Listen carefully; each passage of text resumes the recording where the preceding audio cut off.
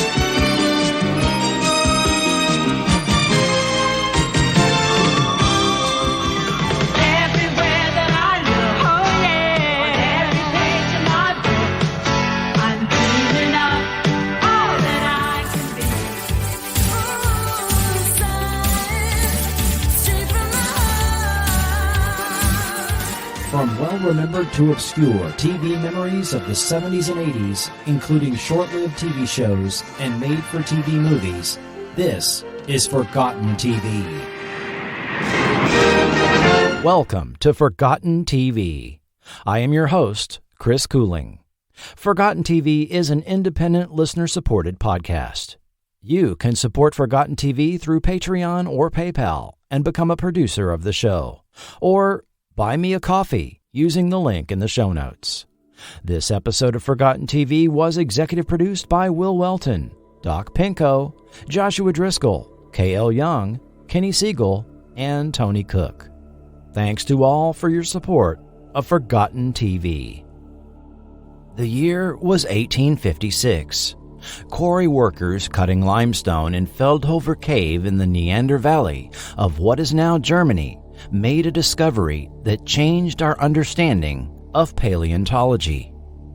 However, at the moment of discovery, the workers paid the bones they had just uncovered no mind. The mine owner later saw the bones and collected them. The workers may have uncovered a complete skeleton, but it was heavily damaged during the digging process, and only the larger bone fragments were collected. Among the pieces gathered were a skull cap, 2 femora, 3 bones from the right arm, 2 from the left arm, part of the left ilium, fragments of a scapula, and rib fragments.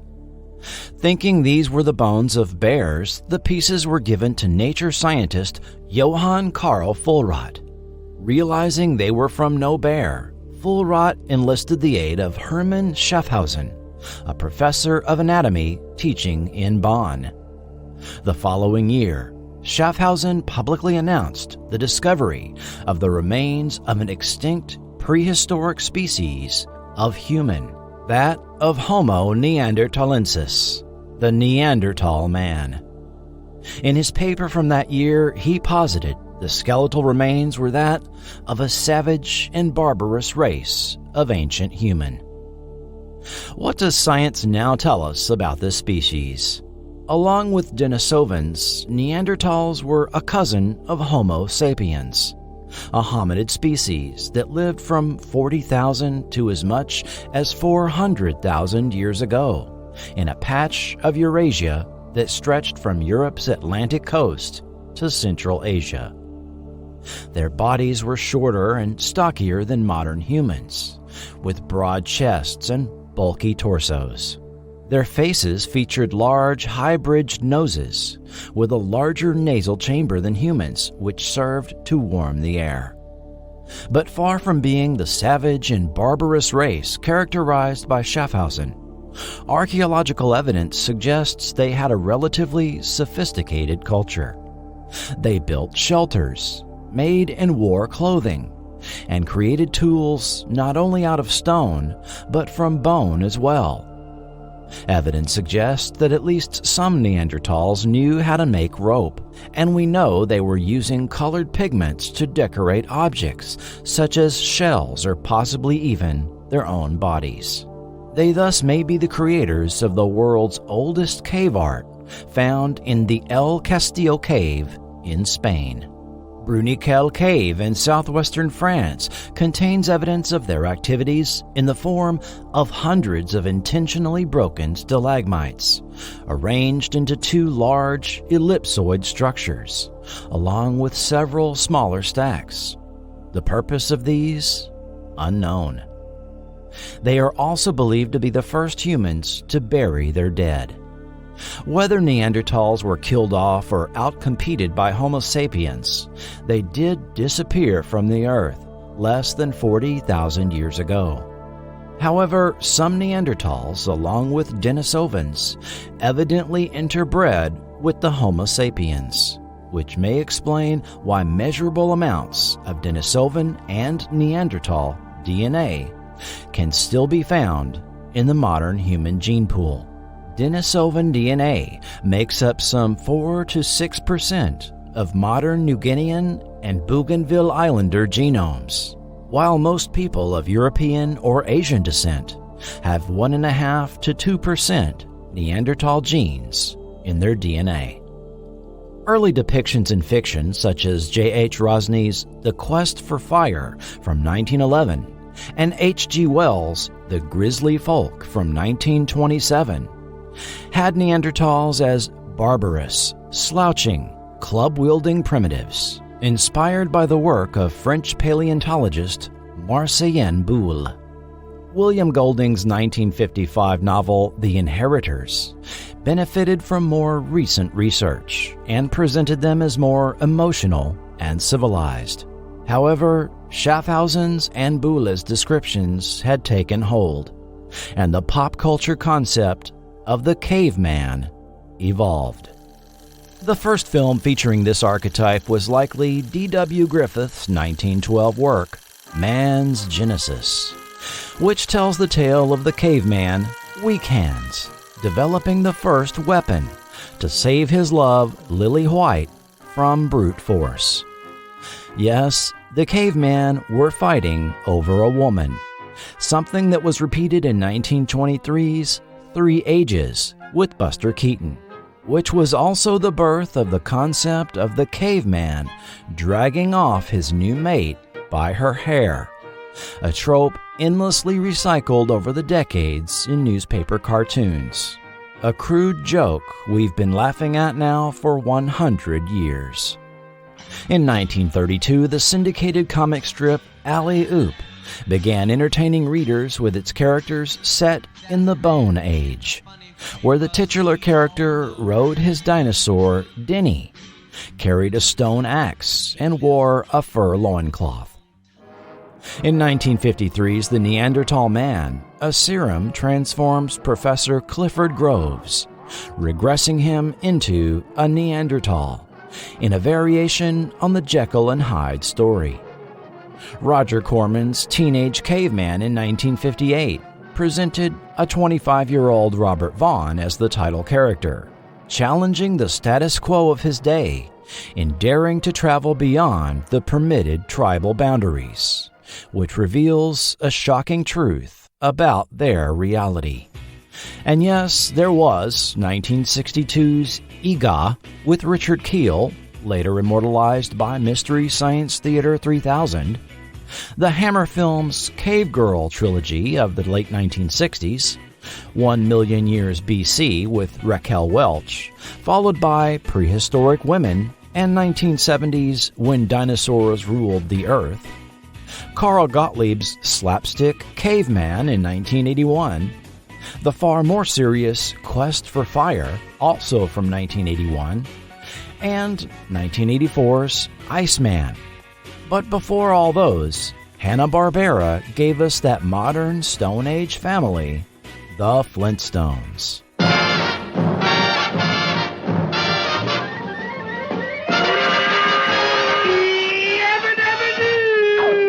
Flintstones, meet the Flintstones, they're the modern Stone Age family.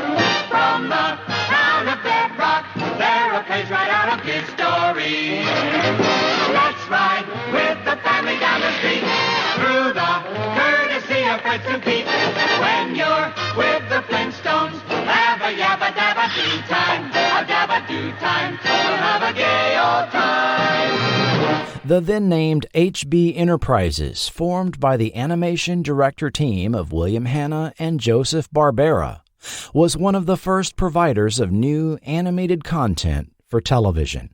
Their first effort, debuting in December 1957, was both their first regular series and among the very first animated shows on Saturday morning TV.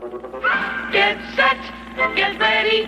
Here comes Rough and Ready. They're tough but steady, always rough and ready. They sometimes have their little spats, even fight like dogs and cats. But when they need each other, that's when they're rough and ready. The Rough and Ready Show joined Mighty Mouse and Heckle and Jekyll on Saturday morning at a time when the schedule was full of live-action shows like Howdy Doody, Captain Kangaroo, and reruns of Circus Boy. For a more complete backstory of Saturday morning network TV, dial back your podcast player to episode 53. While their subsequent series, The Quick Draw McGraw Show and The Huckleberry Hound Show, found success in TV syndication, John Mitchell, sales rep for the renamed Hanna-Barbera Productions, was intent on selling an animated series into prime-time network TV.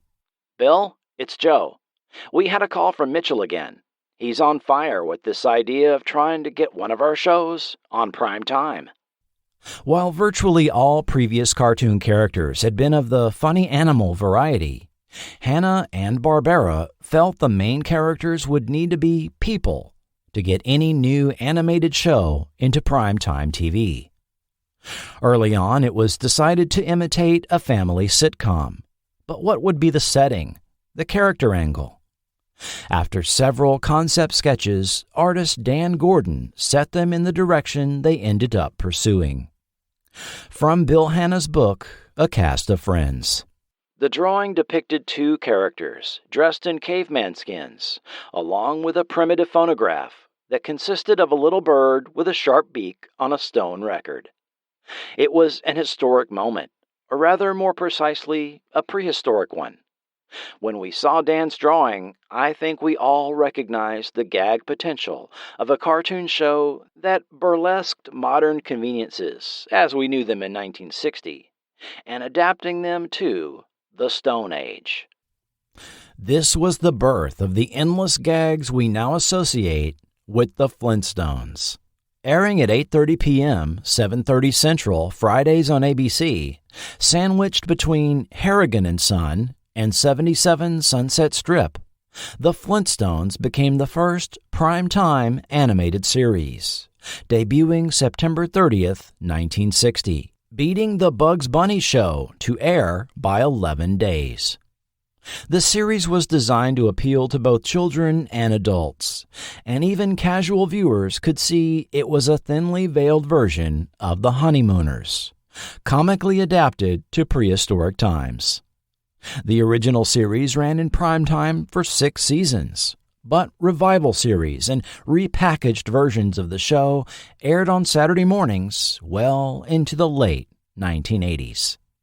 Soon, the Jetsons, that space-age counterpart to the Flintstones, joined them in prime time, and Hanna-Barbera continued to add to their library over the 1960s with characters like Yogi Bear, Magilla Gorilla, Johnny Quest, Frankenstein Jr. and the Impossibles, Space Ghost, Birdman, the Herculoids, Shazam, and others as they rode the trends of Saturday morning network TV programming. One of these Saturday morning trends in the early 1970s was a return to live-action programs, sprinkled throughout a morning now dominated by cartoons. This trend was typified by content from Sid and Marty Krofft, such as H.R. Pufnstuf, The Bugaloos, Lidsville, Sigmund and the Sea Monsters. And by 1974, Hanna-Barbera chose to join the game by offering their first live-action series, Korg, 70,000 BC. Before we look at the episode rundown, you'll notice I will be considering these in a different order than what you typically find for the series from what are considered authoritative online sources. Korg 70,000 BC aired 16 episodes from September 7th to December 21st, 1974, then went into repeats. When IMDb first started listing TV series in 2003, the entry for Korg correctly cited 16 episodes, but had no list, and the same was also true on Wikipedia. The first time any episode list made it to the internet was in 2012, when it was added to the Hanna-Barbera fandom wiki, although I don't know where they got their incorrect episode order from. TV researcher John Kenneth Muir first started reviewing episodes in early 2015 in the correct air date order from the DVD. The specious episodes and widely distributed incorrect episode order have their origin in a list added to Wikipedia by user Mo1610 in September of 2015. Mo1610 listed 19 episodes, with 3 specious episodes inexplicably added at the end. In 2017, this fallacious episode count and episode order migrated over to IMDb. The 3 additional episodes widely listed are actually duplicates out of the existing 16, and I'll call them out as we come to them. Back in 1974, the following series description was released to newspapers. Live-action drama depicting the struggle of survival of a family in the Neanderthal era. Youngsters will share the primitive discoveries of Korg and his family of 5 as they make their way in a world where the unknown was never more than a few hundred feet away. Whether they're learning how to protect their life-giving fire, encountering strange animals who share their land, or coping with the hardships of changing seasons, Korg and his family will be a weekly source of fascination. The American Museum of Natural History and the Los Angeles County Museum of Natural History will act as resource consultants to the program, ensuring that life in the Neanderthal period is reflected as accurately as current knowledge makes possible. The DVD, released in 2012, offers this official synopsis. A plaintive hunting horn, heard over a ruddy sunrise, signaled the start of something different on Saturday mornings in the mid-'70s. Clan Korg had arrived to take kids, and kids at heart, on a series of live-action anthropological adventures across the dangerous terrain of prehistory.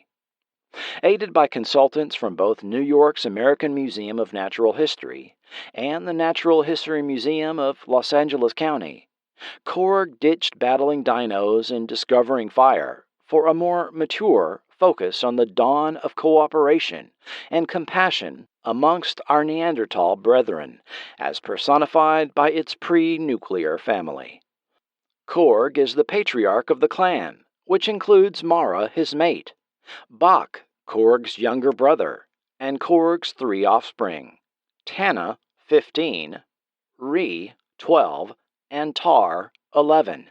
Together, they brave opposing tribes, cave bears, and fire, while discovering the roots of art, diplomacy, and commerce in the world of 70,000 BC.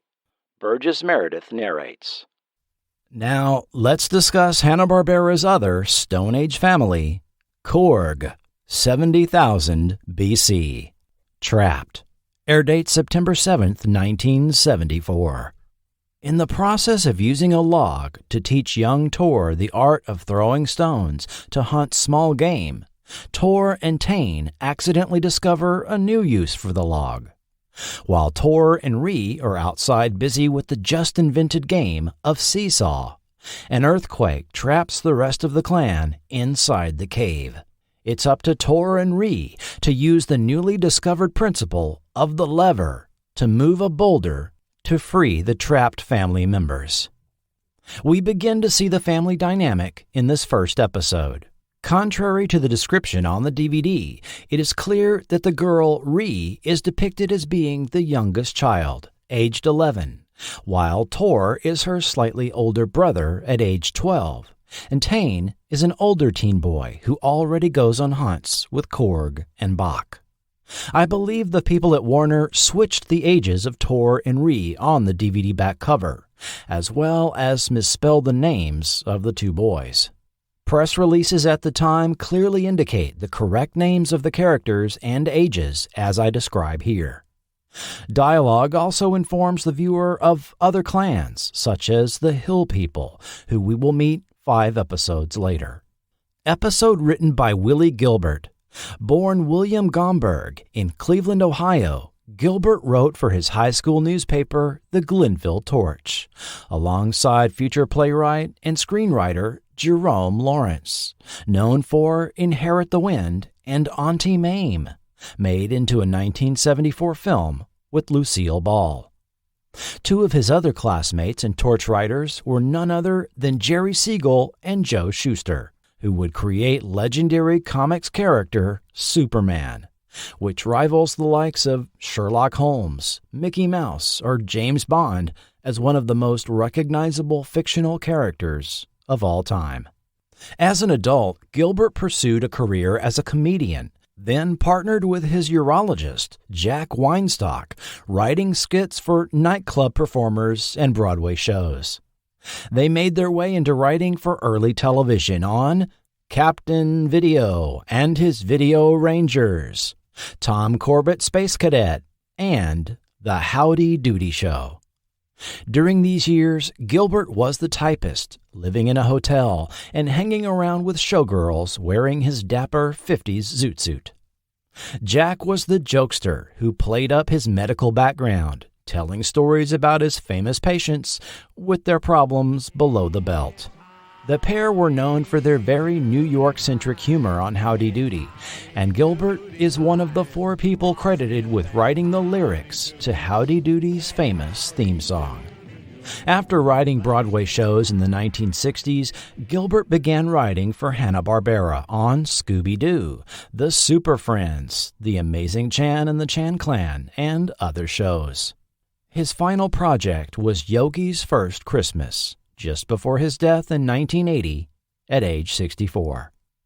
The Guide, air date September 14th. Out gathering firewood, Tor encounters a blinded hunter of another clan, who forces him to be his guide.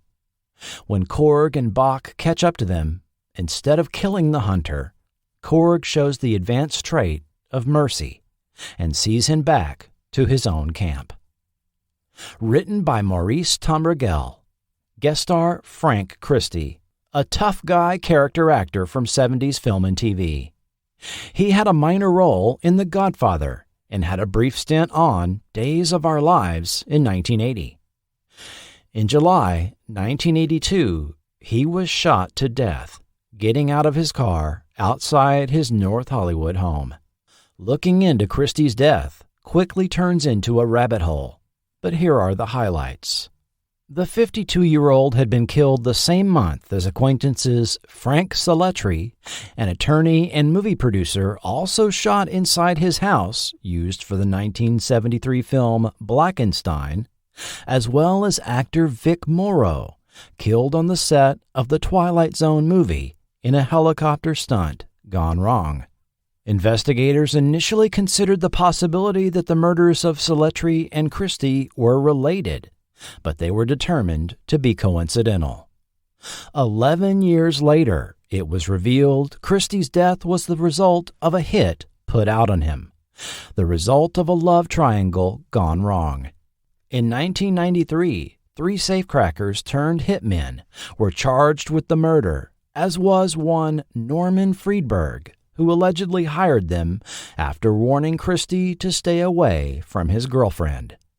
The cases dragged on, and Friedberg got a retrial in 1995, a result of a hung jury.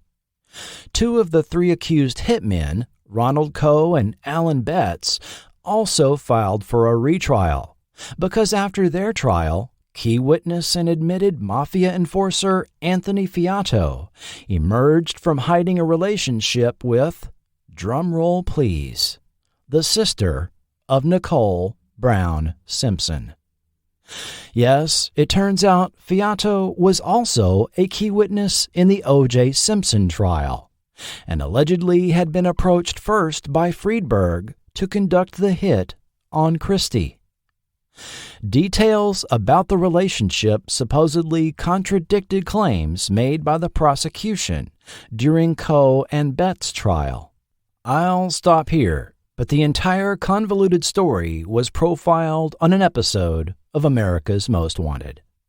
Back to the episode. This was the first story where we spend significant time with Tor, no longer a child but not yet a man, beginning to show the capabilities of adult reasoning here.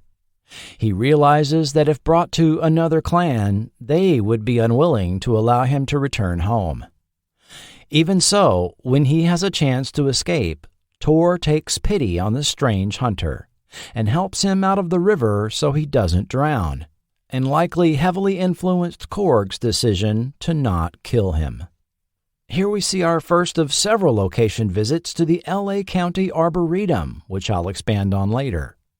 Promotional photos were taken during production here with Frank Christie, Charles Morteo, Jim Malinda, and Bill Ewing, posing in front of the very distinct-looking Mayberg waterfall, which dumps 48,000 gallons of water per hour into the koi pond below, which is also quite noticeable in the episode.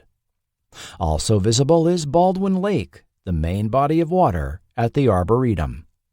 And yes, this is the first of 3 episodes renamed and duplicated in online episode guides under the title The Blind Hunter. The Exile. Air date September 21st. When Korg kills a woodpecker by mistake, a string of subsequent unrelated events convinces him that unseen spirits have cursed him, and he leaves in a self-imposed exile. When the clan again hears a woodpecker, this is taken as a sign, and Bach and Tain go out to find Korg. Written by Lynn Jansen and Chuck Minville. The two had worked together starting in the early 1960s on Dr. Kildare. In 1967, they both worked as animators on Disney's The Jungle Book, as well as produced an Oscar-nominated short film called Stop, Look, and Listen, which depicts motorists puttering about on roadways without vehicles that you've very likely seen clips of. Throughout the 70s and 80s, they wrote for numerous Filmation and Hanna-Barbera shows. Minville left us in 1992, while Jansen went on to create the Sonic the Hedgehog series for Deke Entertainment and ABC, and is since retired. Here we have our first episode dealing with superstition, as Korg interprets everyday happenings as signs from the unseen spirit, leading him to a decision that doesn't benefit anyone. The Running Fight. Air date September 28th. Tracking footprints from another clan, Bach is bitten by a huge spider. The venom makes him delirious, to where he doesn't even recognize his own family, which makes efforts to help him difficult, if not outright dangerous. Written by Oliver Crawford, whose credits go back to 1950 on shows Stars Over Hollywood and The Stu Irwin Show. However, in 1953, he was called to testify before the House Un-American Activities Committee, investigating suspected communist sympathizers in Hollywood. Refusing to name any fellow entertainment industry professionals, he was blacklisted. He moved to New York City with his family, where he took different jobs such as designing window displays. He ended up being one of the few writers able to return to television, and ended up writing for many shows, including The Outer Limits, The Fugitive, Bonanza, and Star Trek. His 1978 novel, The Execution, revolving around 5 female Holocaust survivors who recognize a Nazi doctor in modern-day San Diego, was adapted into a TV movie in 1985. And here we have the first appearance of the very distinctive Vasquez Rocks, used several times as a filming location for episodes. Magic Claws, air date October 5th.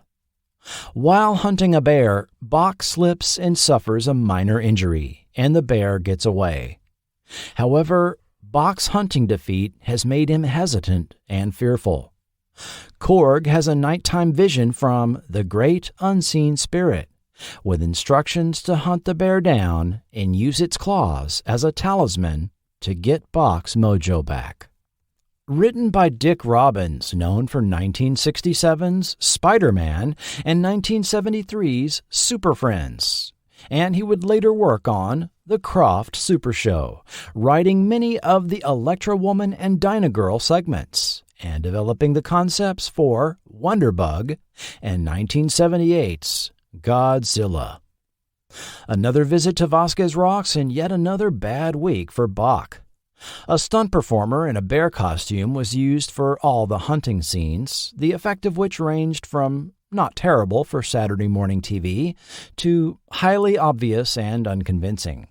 We also deal for the second time with the topic of superstitious belief, and the episode ended insinuating that Korg made up his vision in order to bring the clan back to the status quo. This is the second of the 3 renamed and duplicated episodes in online guides under the title Bach Loses Courage. The Hill People, air date October 12th. The clan known as the Hill People have lost one of their hunters and hold a burial for him.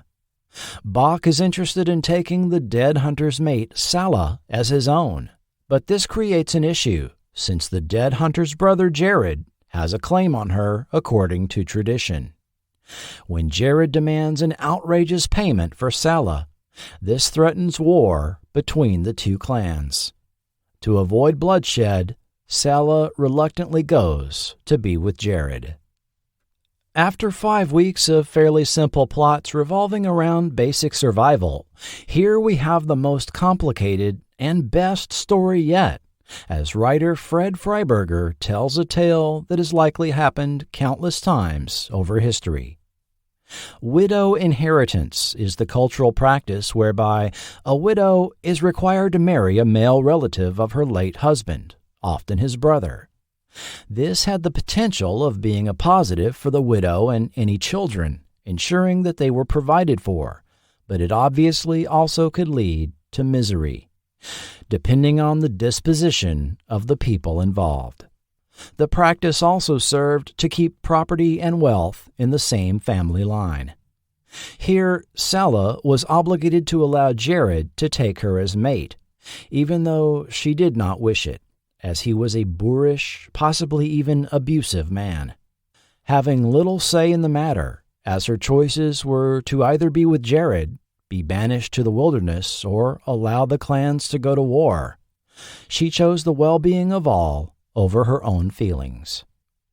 The story ended with Bach standing alone as the camera drew back to emphasize his loss.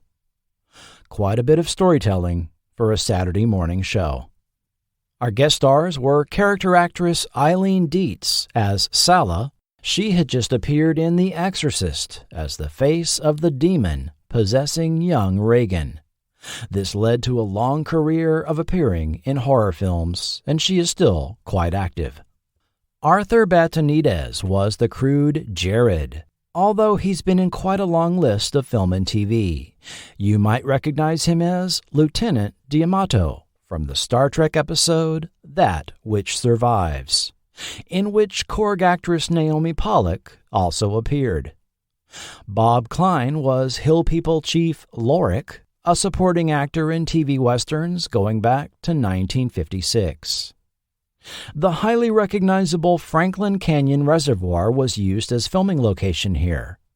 Known as the most famous lake on television, the reservoir was seen on The Andy Griffith Show, The Rifleman, The Brady Bunch, Green Acres, Bonanza, Mannix, and Star Trek episode The Paradise Syndrome, which was yet another episode where Naomi Pollock also appeared. The reservoir has also been seen in numerous films over the decades. Part of a public municipal park, fishing and swimming in the lake are not permitted, and actor Charles Morteo recalls there were rangers present to make sure the actors didn't even touch the water.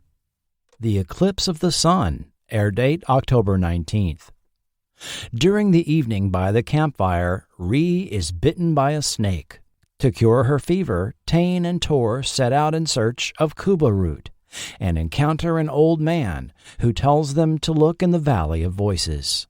While there, a total solar eclipse frightens and fascinates all. Written by Ian Martin, the Scottish 1950s actor turned writer penned over 200 episodes of NBC daytime drama The Doctors, and nearly 200 of Canadian supernatural soap Strange Paradise, both in the 1960s. He also appeared on segments of Electra Woman and Dinah Girl, and wrote an episode of Land of the Lost. Guest star Bill McLean. The Valley of Voices, where Tane and Tor encountered echoes, was none other than Vasquez Rocks, which countless films and TV shows have used as a shooting location, and this is at least the third Korg episode so far with scenes filmed there. Its distinctive rock formations have likely become most prominently associated with Star Trek ever since Kirk encountered the Gorn in the 1967 episode Arena. The Moving Rock, air date October 26th. Korg and his traveling clan encounter the ocean for the first time and camp at the rocky beach. Gathering firewood, Mara's foot becomes trapped between rocks, and everyone is amazed at the rising tide as they try to free her. They also discover when their meat is brined in the salt water, it makes it much more palatable. The second episode, penned by veteran writer Maurice Tombrigel, also on writing staff for ABC's Devlin. This was toward the end of his 35-year writing career. In the 1940s, he was a contract writer for Universal, then Columbia Pictures, churning out mysteries, cliffhanger serials, and westerns. Transitioning to television, he was a regular writer for Stories of the Century, Adventures of Wild Bill Hickok, The Adventures of Jim Bowie, as well as 30 Hours of the Wonderful World of Disney. Tombrigel died in 2000 at age 86. The location used for filming this and the following episode was Abalone Cove Shoreline Park, which I was able to track down from clues provided by Charles Morteo. And this is the third of the renamed and duplicated episodes found in those specious online guides under the title The Big Water. The Beach People, air date November 2nd. With life at the ocean's edge completely new to them, the food collecting efforts of the Korgs draw the amusement of the local people secretly watching. But the rocky shores are full of danger, and the beach people come to the rescue with their prehistoric paddleboards, as first Tane, then Korg, and Bach all need saving. The Korgs then are taught how to glean food from the surf. Written by Peter Dixon and David Dworsky. The writing duo is known for Saturday Morning's Emergency +4, The Secrets of Isis, and Arc 2. Dixon additionally was the co-creator of Canadian 80s series Danger Bay. Series makeup supervisor Bob Westmoreland appears in front of the camera as the leader of the Beach People. Blue McKenzie was the unnamed young man who saved Tane. He was in a few movies in the 70s and wrote a 1986 film called Club Life. Both Janelle Pransky and Charles Morteo recall eating abalone, fresh caught by crew members, just as depicted on the show. With Abalone Cove now an ecological reserve, disturbing any sea life is prohibited. The Web, air date November 9th. Sleeping in after a night of feasting, Korg, Bach, and Tane become trapped in the cave by the very bear they had ousted when they originally took up living in it. Meanwhile, Tor and Ree are having their own crisis as Mara falls down a hillside collecting berries and is injured. Trapped in the rear of the cave, Korg is inspired by a spider web to create a net to distract the bear long enough for them to escape. Written by Willie Gilbert. With no explanation, the Korg clan are back in Bronson Canyon in their old cave, Hollywood Hills clearly visible in the background. We're also retreading ideas already done in other episodes, such as Trapped, where they were trapped in the cave, and Magic Claws with the bear hunts. Continuity issues also start to arise as Korg decides to leave the cave the bear is so attached to, but the clan is back in the same cave next week. The Picture Maker, air date November 16th. On a hunt, the men come across a mute boy passed out in a field. After recovering back at the cave, the boy uses a stick to draw pictures in the sand to tell them his name is Moon. Then the men of Moon's clan show up with the information that Moon is fearful to hunt and therefore is a liability to them. Mara encourages Moon's father to consider whether Moon can contribute to the clan in other ways, and that his picture-making may be useful in some way. The strange clan then leaves with Moon, his fate uncertain.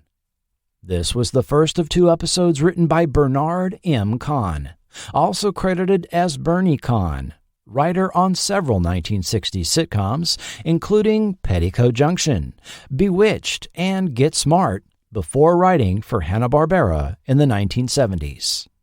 He's also credited for the 1971 Disney film, The Barefoot Executive, with Michael Gutierrez as Moon, who I found no other credits for, and Robert Broyles as Moon's father.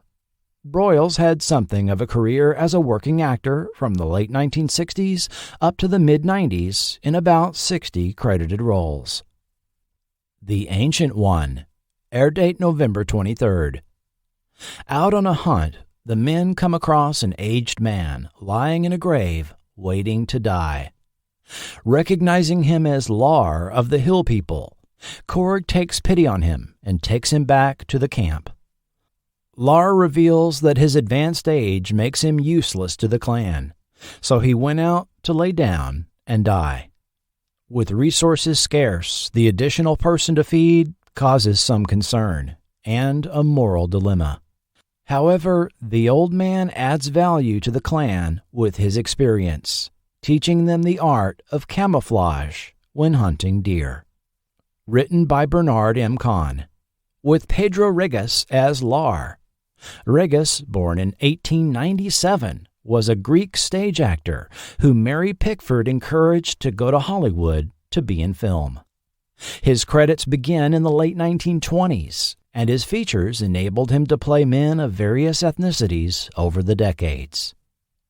Korg was his final screen credit at age 77, dying 3 months prior to the episode airing. A real tiger was used for a scene where the hunting party was attacked, which surprised me, and what sure looked like real animal carcasses were being carried back from hunts, even though I was assured by Bill Ewing that they were prop creations. However, we are getting very repetitive with story themes, as this was essentially the same plot as the last episode. The Story of Lumi, air date November 30th. In the middle of a drought, a girl named Lumi from a distant clan shows up in one of Korg's traps. But when her family comes looking for her, they steal water from the Korgs, which threatens to start a war between the 2 clans. However, when Lumi is trapped on a rock ledge, they put aside their issues while Korg effectively invents a ladder to save her. This was the 3rd and final episode written by Willie Gilbert. Guest star Susan Richardson as Lumi in her first TV credit. 2.5 years later, she would be cast as Susan Bradford on 8 is Enough. Victor Argo was Lumi's father, a longtime character actor with over 100 credits. known for often playing menacing Italian New Yorkers, and was often used by Martin Scorsese in films such as Mean Streets, Taxi Driver, After Hours, and New York Stories. He played the Apostle Peter in 1988's The Last Temptation of Christ. Vasquez Rocks is once again used as a filming location, shot from different angles this time, and the actors climb all over one of the rock formations. Tor's First Hunt. Air date December 7th.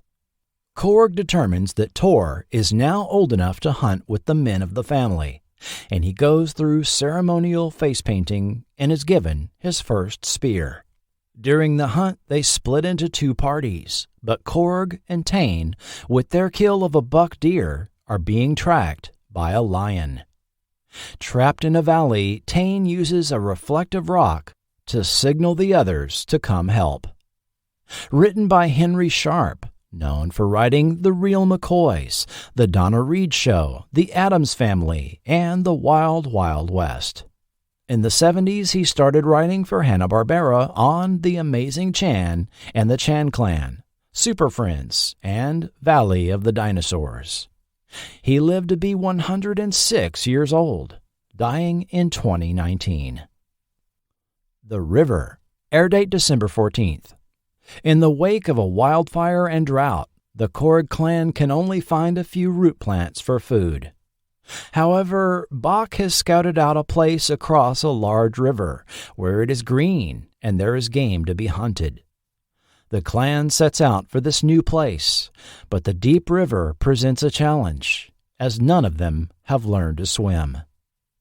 Observing a bird on a floating log, Korg gets the idea to use a log to cross, but the hunters cannot balance on a single log. Later, he ties multiple logs together with vines to make a raft large enough for all to cross the river. However, to cross together, Mara must overcome her great fear of water. Written by Fred Freiberger, although all the characters have a superstitious interpretation of the world they inhabit, only Mara is depicted as being fearful of the water. In the episodes where the clan was at the ocean, she claimed the water was a living thing and would not play in the surf as did the others.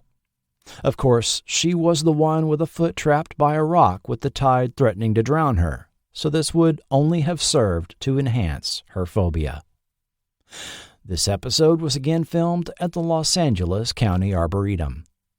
Actor Bill Ewing's parents came to visit the set during filming and didn't even recognize him in makeup and costume until he greeted them. A similar story happened another day, that Ewing happened to have a late call time when he wasn't needed for filming until after lunch, so he got there early. Out of makeup, he said hello to special effects man Bill Ballas, who seemed to ignore him. Later that day, after Ewing was in makeup, Ballas greeted him enthusiastically. It turned out Ballas had never seen him out of makeup before and didn't recognize the actor. Ree and the Wolf. Air date December 21st. Collecting firewood, Ree finds an injured wolf and secretly begins caring for it, developing a bond with the animal. After time passes and the wolf is discovered, Tane is told to kill it, but he intentionally misses. Later, when hunters from another clan intrude on Korg's territory, the wolf defends the Korg family. Korg decides the wolf deserves to live and should be taken out into the forest tomorrow, giving Ree a final day with her friend. Written by Miles Wilder, who served as a creative consultant for the series. Miles was the son of director W. Lee Wilder and the older brother of noted director Billy Wilder. Miles had written for television since the early 1950s and worked on many well-known series over his career, such as Wagon Train, Gomer Pyle, Get Smart, and The Brady Bunch, before beginning to work for Hanna-Barbera in the 1970s. He later was a staff writer on The Dukes of Hazzard, which was his last credited work. He died in 2010 at age 77. Guest Peter Dunn was one of the invading hunters. Although IMDb has him listed as a separate person, I believe this to be actor and stuntman Pete Dunn, known for 1950s film and TV, and for playing creatures in Invaders from Mars from 1953 and 1959's The Monster of Piedras Blancas. Given the episode plot, I looked up information on dog domestication. Modern domestic dogs are a subspecies of the gray wolf, and over 400 distinct breeds are currently known, according to Britannica. Just when dogs were first domesticated seems to be a matter of debate, and there may have been two different domestication events, with the lineage of domestic dogs from the European continent not surviving to contribute to current breeds. A study from 2017 timed European dog domestication in the range of 20 to 40,000 years ago. Genomic analysis of different sets of dog remains suggests dogs were also domesticated in Asia some 14,000 years ago. Exactly how this was first done is not known, but one theory is that humans captured wolf pups and kept them as pets. However, the so-called survival of the friendliest hypothesis suggests that wolves largely domesticated themselves among hunter-gatherer people. The thinking here is that wolf species with individuals comfortable enough to get closer to humans and pick up on social cues were rewarded with food scraps and began living near human camps. In any event, archaeological evidence tells us that 5 distinct types of dogs existed by the beginning of the Bronze Age, about 4500 BCE. They were the mastiffs, wolf-type dogs, sighthounds, such as the greyhound, pointing dogs, and herding dogs. Forgotten TV will continue in a moment. Kevin, this is Scott. Kevin, this is Scott. Do you hear me? Over now. The Star Trek communicators with push-to-talk button. Scott, this is Kevin. My bike is broken. Can you help me? Over. Yes, but send me a signal so I can find you.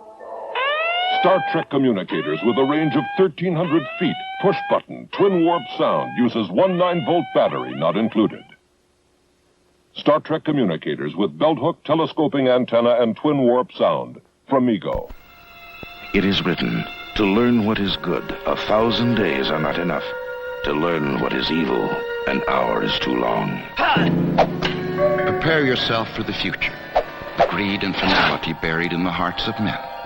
You must survive through all of this. Kwai Chang Caine, a peaceful man in a violent world. Kung Fu.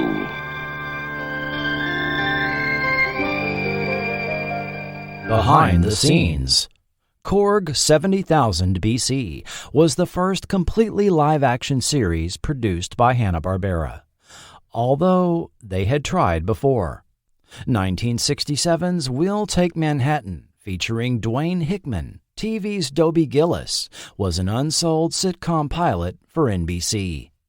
Hickman played a naive attorney attempting to help a 140-year-old indigenous man regain his family claim to Manhattan Island. The World, Color It Happy, from that same year, featured an animated intro with caricatures of Bill Hanna and Joe Barbera riding in a flying Jetson-style vehicle, followed by a Burt Bacharach Hal David theme sung by Jack Jones. Hey, Joe, how do we open the show? With a look at what's going to be in it. What else? Hang on. Use The World. Color it happy. Happy is a color. If you don't believe me, you can pick a color, and I'll show you how to make your color very, very happy. Oh, so very happy. The proposed series would have been some type of anthology, like Walt Disney's Wonderful World of Color, and Woody Allen was the writer of one of the segments. Even though the intro still exists and can be found online, little else is known about this failed pilot, which never aired. We got the steam up, you put the dream up. Big River's calling you, listen my friend. Follow that river, that mighty river. There's real adventure round every bend. Hear that whistle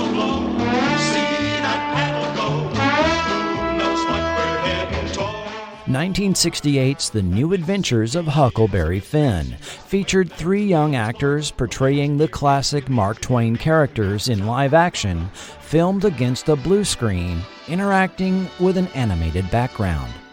Huck, Tom, and Becky found themselves in one animated world after another, being chased by different incarnations of Injun Joe. The show lasted for a single 20-episode season on NBC.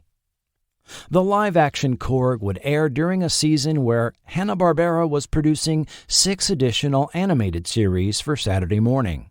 For ABC, these were Hong Kong Phooey, Devlin, and These Are the Days. For CBS, Partridge Family 2200 AD, and Valley of the Dinosaurs.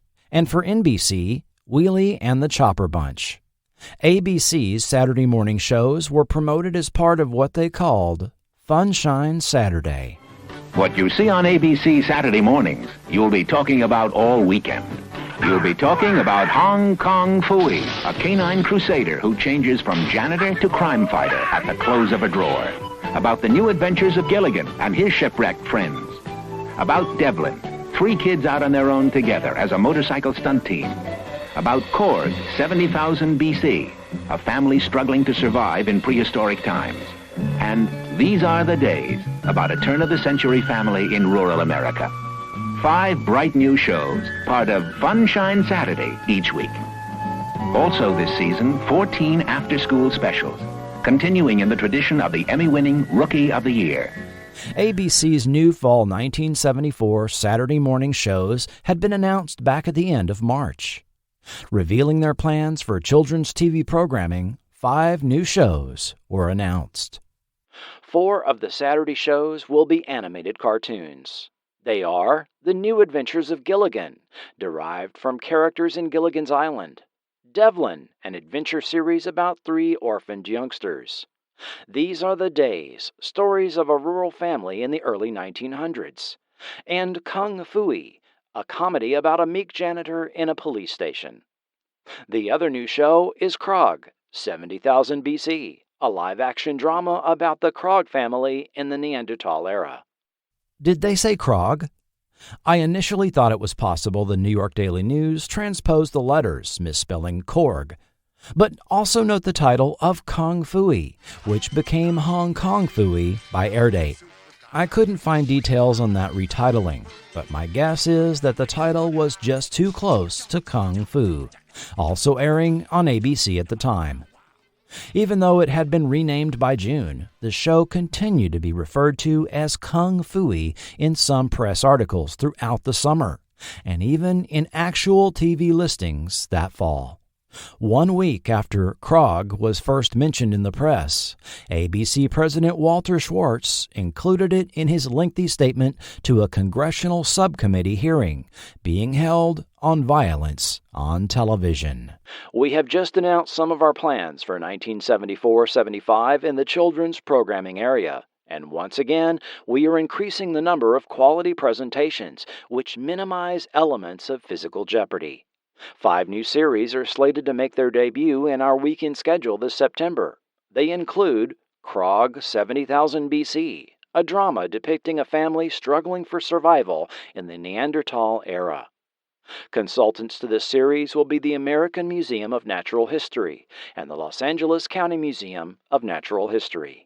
Schwartz went on to describe the other new series and how they added to ABC's commitment on reducing TV violence and highlighting positive social values, something the other 2 networks also committed to. Even though the show had been renamed by mid-June, the Krog spelling had been released in both AP and UPI articles covering the fall 1974 Saturday morning lineup. This title continued to be used in some press articles, and like Kung Phooey, even persisted in some TV listings throughout the entire initial series run. Only Tom Shales mentioned the name change, confirming the show had indeed been initially announced as Krog, in a September WAPO article reprinted in several newspapers. Schwartz's congressional statement again takes us back to that old chestnut that has reared its head several times on this podcast. If you've listened to either Forgotten TV episode on Saturday morning animated spin-offs of live-action shows, the late 1960s boom in what were called the Supers was phenomenally popular. Filmation's The New Adventures of Superman in 1966 kicked off the superhero genre, and soon Spider-Man, Birdman, the Herculoids, Space Ghost, and Batman filled Saturday morning. However, the loud complaints of groups like Action for Children's Television and the PTA over the concerns of the violence contained on these types of shows triggered the network to kick the Supers off Saturday morning in response.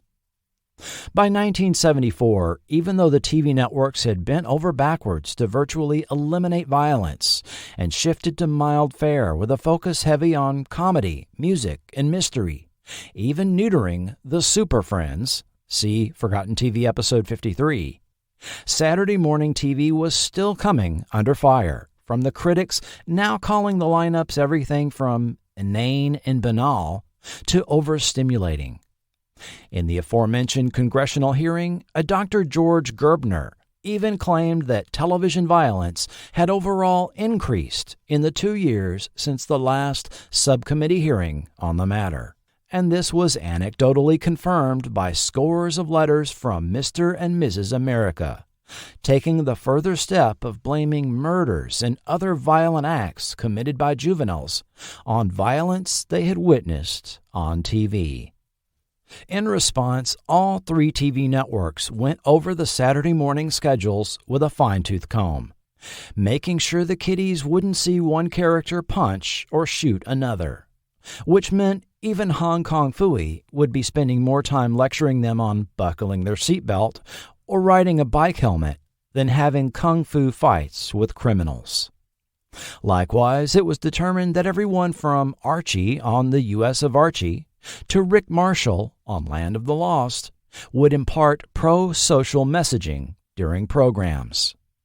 Another promise was that network bumpers would now clearly identify the transition to commercials and back to the regular program.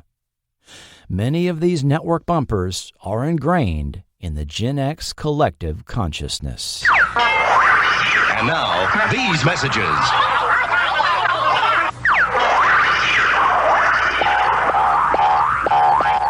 We'll return after these messages. In addition, for the 1974 fall season, ABC chose to stage an open house with parents, where they were encouraged to sit with their children and view Saturday morning content and other children's programming from all 3 networks along with them, observing how they react to the programs. No, this wasn't a workshop where focus groups of parents and kids in New York and L.A. were invited to attend. It was more of a gimmick conceived by Squire D. Rushnell, ABC's VP of Children's Programming, as he told reporter Harold Stern. The basic problem with children's programming is that though children watch it, adults do most of the talking about it. I'm hoping the open house concept will stimulate a lot of mail from parents, expressing confidence, offering suggestions, even condemning, but based on awareness rather than rumor, as is too often true now. Realistically, it's too much to expect parents to watch every Saturday, but maybe one Saturday a year, like an open house school week. Promotional booklets with questionnaires were distributed by ABC, along with the booklet Watching Television with Your Children, written by child psychologist author Ida LaShan. The Open House Week for Children's Television was held October 19th through 26th, 1974. The Korg episodes that happened to air during Open House Week: The Eclipse of the Sun, where early man first witnesses the astronomical marvel that is a total solar eclipse, and The Moving Rock, where the Korg clan first encounter the ocean. In fact, Korg actor Jim Malinda was chosen as a network ambassador for the Open House Week and visited with parents at meetings held by local ABC affiliate stations in Colorado Springs, New Orleans, Nashville, Philadelphia, Fort Lauderdale, Atlanta, and Boston. The open house concept was repeated the following year. Among the programming ABC was particularly proud of was their ABC After School Special, beginning its third year. Many Gen Xers recall coming home from school and watching these anthology dramas that occasionally tackled some tough issues. ABC would produce about 7 of these a season. The season prior to Korg included Rookie of the Year, with Jodie Foster joining her brother's Little League team. My Dad Lives in a Downtown Hotel, with young Ike Eisenman visiting his separated dad, now living apart from the family. And Hammerman's After You, with Christian Jutner and Lance Kerwin, which dealt with middle school bullying. If you don't recall, the animated character Timer also originated here in the after-school specials, taking youngsters inside the human body. He later appeared in short PSAs about nutrition, such as the one where he hankered for a hunk of cheese. Look, a wagon wheel! ABC was also proud of the Hanna-Barbera produced animated drama These Are the Days, as commented on by Walter Schwartz in his congressional testimony. These Are the Days dramatically presents the rich quality of American rural life shortly after the turn of the century, as reflected in this portrait of the Day family, who, although facing difficult circumstances, never lose their powerful sense of concern for each other for the family unit as a whole. In terms of both subject matter and treatment, These Are the Days represents, we believe, an important and positive innovation in animated weekend programming. While the premise behind CBS's Valley of the Dinosaurs was somewhat fantastical, it also was intended to be educational and somewhat realistic in its portrayal of a modern family finding themselves in a mysterious land that time forgot style Amazonian valley.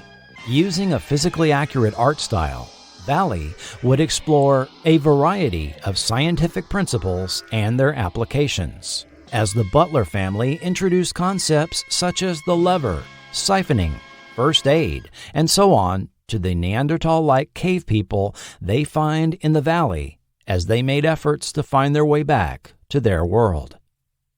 It was interesting that the backstory of the Valley of the Dinosaurs was almost exactly the same as that of Land of the Lost, debuting the same morning over on NBC in the same time slot.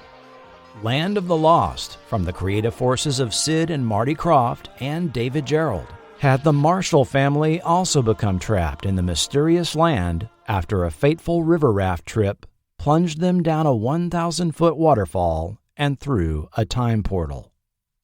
There they find sentient beings such as the humanoid Pakuni, the weird reptilian Sleestak, as well as various dinosaurs and megafauna from Earth's prehistory. And yes, the third prehistoric Saturday morning offering that season was ABC's Korg 70,000 BC. The Cincinnati Enquirer's Steve Hoffman called Korg among the best of the new Saturday programs, alongside other live-action shows, Land of the Lost, Run, Joe, Run, and the Harlem Globetrotters Popcorn Machine. Tom Shales called Korg the most unusual new show, and in some ways the most daring. Though the cave folk speak English, it is kept otherwise accurate to what anthropologists know or speculate about prehistoric man. Yes, intent on presenting a scientifically accurate view of Neanderthals, Hanna-Barbera used 4 science consultants during the production of Korg. Dr. Ian Tattersall, then Assistant Curator of Anthropology for the Museum of Natural History in New York, and now Curator Emeritus of Human Origins. He has conducted fieldwork all over the world, notably in Yemen, Vietnam, and Madagascar. His numerous works include Masters of the Planet, The Search for Our Human Origins, published in 2012. Dr. Charles Kraft, then Associate Professor of Anthropology and African Studies at Pasadena's Fuller Theological Seminary, is now Professor Emeritus of Anthropology and Intercultural Communication in the School of Intercultural Studies at said seminary. Dr. Charles Rosaire, then the curator of archaeology at Los Angeles County Museum of Natural History, created their Hall of Latin American Prehistory, which opened in 1966 and closed in 2008. He also did fieldwork at San Miguel Island, once part of a super island off the coast of California. His excavation of the Daisy Cave, one of the oldest caves in western North America, revealed the remains of 26 humans and provided some of the earliest evidence for the human use of boats in the Americas. Dr. Rosaire lived to his late 80s, dying in 2016.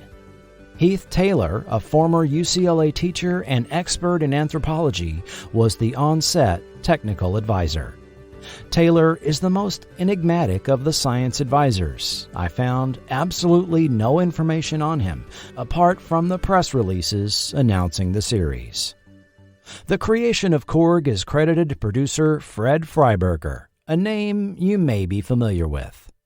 A former New York ad man, Freiberger found himself in the Air Force during World War II, flying bomber missions as a navigator when his B-17 was shot down over Europe in 1943. He spent 22 months as a German prisoner of war in 2 different POW camps, particularly dangerous for him due to his Jewish ethnicity. He was interred at Stalag Luft III at the time of the infamous Great Escape depicted in that 1963 film. Repatriated to the U.S., he studied at Pace University's Institute of Film and used his Air Force back paycheck to move to Hollywood, seeking work as a publicist. An industry strike led him to begin writing, making his first sales to Mary Pickford's production company, Comet Productions, whose films were distributed by United Artists. He was one of the writers of 1953's The Beast from 20,000 Fathoms, adapting a Ray Bradbury story along with Lou Morheim. Working his way into 1950s television, he wrote for Alfred Hitchcock Presents, as well as the Ford Television, Alcoa, Goodyear, and Zane Grey theaters. Following work on a slew of TV westerns, he became a producer on Ben Casey and The Wild Wild West. Freiberger was then offered a producer role on the first season of Star Trek, which he turned down to take a planned vacation, instead working on ABC Western Iron Horse upon his return. He was then brought on to the 3rd and final season of Star Trek, replacing Gene Kuhn and John Meredith Lucas, who had both served as producers for the 2nd season. Freiberger inherited what was essentially an impossible position with Trek's 3rd season. After the infamous letter-writing campaign orchestrated behind the scenes by creator Gene Roddenberry, NBC renewed the show for a 3rd season, but moved it to a highly undesirable late Friday night time slot, immediately losing 29 affiliate stations who aired their own content during this hour. A frustrated Roddenberry thus stepped back from the day-to-day operations of his own creation to work on other projects, leaving this in Freiberger's hands. A budget cut, made worse by the increased salaries of the principal cast members and the departure of much of the original writing staff, resulted in what most fans consider to be a lackluster 3rd season compared to the first 2. Creating something of a reputation for Freiberger that followed him around for decades. As quoted in the 1996 book Inside Star Trek, he remarked, "My ordeal in a German prison camp only lasted 2 years. My travail with Star Trek has spanned 25 years and still counting." Following Star Trek, Freiberger began to write for Hanna-Barbera on the new Scooby-Doo movies, Josie and the Pussycats in Outer Space, and Super Friends. Unfortunately, I can find no information on the inception and early development of the Korg series, and I've never seen Freiberger mention it in any interviews. Freiberger's post-Korg projects include Space 1999, The $6 Million Man, Beyond Westworld, Big Seamus, Little Seamus, Cagney and Lacey, and Superboy. The day-to-day show-running producer on Korg was Richard O'Connor, who had previously worked as a producer on a handful of TV movies, including Evel Knievel with Sam Elliott. Following Korg, O'Connor was brought on to produce the second season of NBC's Run, Joe Run, also airing on Saturday mornings. Notable television works for the 1980s include Sidney Sheldon's Rage of Angels, Fatal Vision, and epic ABC miniseries America. Film productions include The Muppet Movie, Raise the Titanic, The Legend of the Lone Ranger, and On Golden Pond. On Friday, September 6, 1974, ABC previewed their Saturday morning lineup right before The $6 Million Man, with their Funshine Saturday sneak peek, appropriately hosted by Steve Austin himself. Hey, do you know what's in here? Sure, a lot of terrible stuff that kids will only enjoy. Now, wait a minute. Do you know anything about prehistoric man? Ask me anything. All right. Do you know how they hunted? Or the dangers they faced? Well, now let me think. Funshine, show him a scene from 70,000 BC. Show him a scene from Korg. From what? Korg. K-O-R-G. Right. R-I-G-H-T. Korg 70,000 BC is an ABC Saturday morning series about a Neanderthal family and its struggle for survival against the tremendous odds of natural catastrophes, wild animals, and hostile cavemen. Their only weapons, primitive spears and throwing stones, and their love for each other. The Korg family triumphs over raging rivers, earthquakes, and rampaging humans. In 70,000 BC, the Korg family had to be ever on the alert, for they were as often the hunted as the hunters. Korg 70,000 BC is an action-adventure series based on fact and theory about man's mysterious and heroic beginnings. Watch Korg 70,000 BC every Saturday morning on ABC. The following morning, Korg 70,000 BC premiered at 10:30, 9:30 Central against two other live-action offerings, Shazam on CBS and Sigmund and the Sea Monsters on NBC. The following year, ABC reran Korg on Sunday mornings, starting in February through the end of the summer. Let's take a closer look at our cast members. Jim Malinda was 38 when cast as Korg in the early summer of 1974. Born in New Orleans in 1936, Malinda played right end on the football team at Jefferson High, then went on to attend Tulare University. Prior to his acting career being established, he worked as an airline ticket agent and a firefighter in his hometown of New Orleans. Interested in the performing arts from an early age, he hung around the sets of productions being locally filmed, which included syndicated series NOPD. This is the official emblem of the New Orleans Police Department. You are about to witness a true story of a crime from the official files of the NOPD. The names of all persons actually involved have been changed. Information on this nearly forgotten Dragnet-style half-hour series is very sparse, but it is thought to have been produced from 1955 to 1957 and to have run for about 40 episodes. Although he later would relate this was his first experience on television, there remains no information on how many episodes he may have appeared on. In the mid-1960s, Malinda made his way to Hollywood to pursue an acting career. Before I get into more of his acting credits, a neat little side story. By 1969, Malinda had met and struck up a good friendship with Three Stooges actor Larry Fine, after Melinda's ex-girlfriend began dating Fine. The night they first met, the three of them sat and watched Neil Armstrong set foot on the moon on television. Following Larry Fine's stroke in 1970, Malinda visited him daily and helped move him into the detached garage apartment of Fine's daughter, and would take him to whatever movie was playing at theaters on Hollywood Boulevard. Malinda, being a struggling actor going on constant auditions, likely raised the eyebrows of Fine's family, as he told the writers of the 2006 book, One Fine Stooge. I spent a lot of time with him before and after the stroke. We were friends. I think some of his grandkids were suspicious that I wanted something more out of him, but I didn't want anything from Larry. We were friends, nothing more. His daughter Phyllis and sister Lila trusted me, and that was that. Malinda remained friends with Larry Fine until his death in 1975.